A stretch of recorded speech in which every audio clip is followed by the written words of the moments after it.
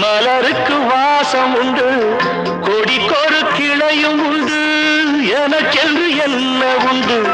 நிலவுக்கு வானம் உண்டு, மலருக்கு வாசம் உண்டு, கொடிக்கொரு கிளையும் உண்டு, எனக்கென்று என்ன உண்டு?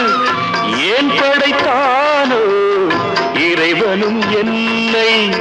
மனதில் எனக்கு நிம்மதி இல்லை.